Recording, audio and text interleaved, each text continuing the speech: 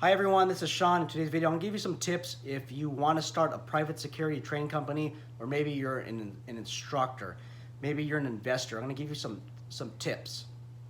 Press the like button first, subscribe if you're new, and if you've been subscribed to my channel, thank you so much for your patronage. I really appreciate it.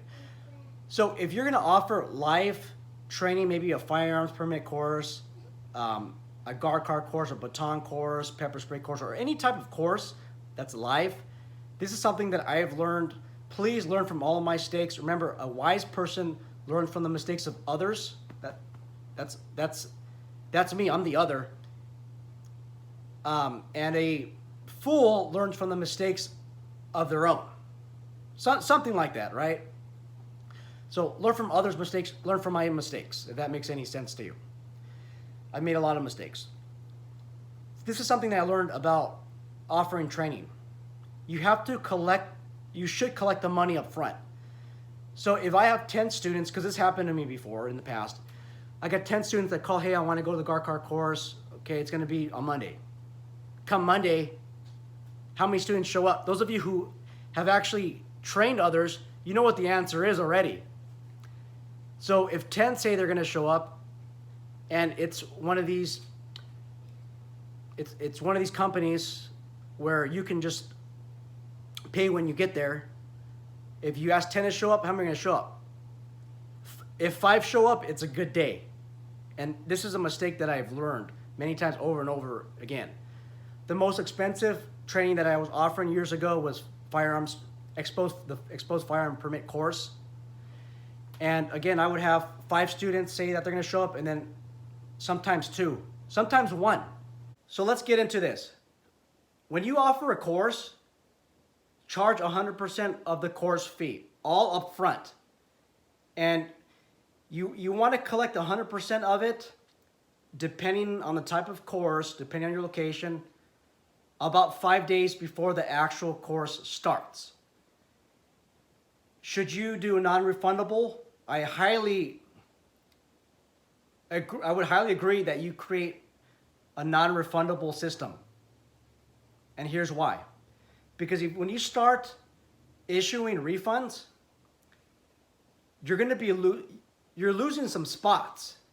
So let's just say that you had 3 spots left in the class, and these 3 spots were given to people that claimed, I'm going to be there, and all of a sudden they want the refund.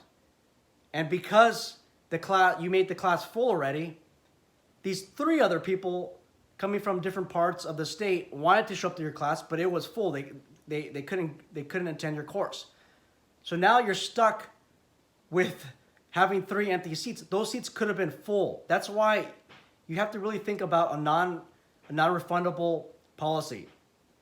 Now, I think that this is something that might be a little bit more reasonable for you. And by the way, I just paid for a course that's $1,500. It's a 40-hour course. Be attending that pretty soon. And that's non-refundable as well. But I understand, because this course is in such high demand. It's actually offered at the Sig Sauer Academy. It's in so much high demand that if they refund me, okay, and then that seat's closed, that's $1,500 more that the organization could have made. Now at other organizations, very reputable organizations, as long as you request a refund, I think it's 2 weeks to 3 weeks before the class starts, you're able to get like a 50% refund or 100% credit for the same course within a year. Now, knowing what I know and with my experiences, if I could go back in the past, which I can't, but you guys can definitely learn from this, this is something that I would definitely do. So I would have a no refund policy with some exceptions. If you request a refund within 3 to 5 days before the course starts, you're entitled to 50% of your money back, or you get 100% credit in the same course as long as you complete the course within a year. I think that's more fair. Some of you are going to argue, wait a minute, now I'm losing about 50% of that pay or that fee that I would have got from the student. That's a business decision that you have to make. I like to make more happy customers. I don't like to have a guard card student or a student who's unhappy. I try to kind of meet them halfway, and these are one of the ways. Now, if anything past 3 to 5 days, there's a point in time where you just got to put the hammer down and say absolutely no refunds. If you are catering to law enforcement officers, remember a lot of them, they're obligated to go to court just random times.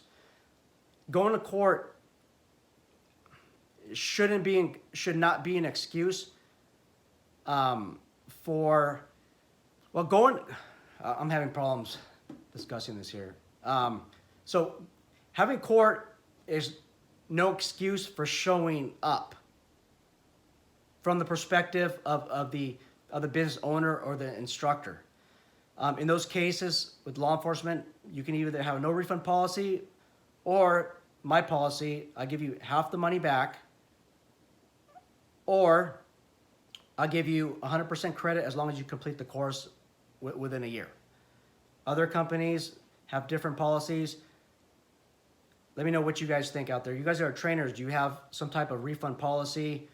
Let me know. But certainly if you are an instructor to be, you want to own your own security training business, this video is something I think that you can build on. Take care, and let me know if you guys have any questions, and looking forward to dialogue. Take care.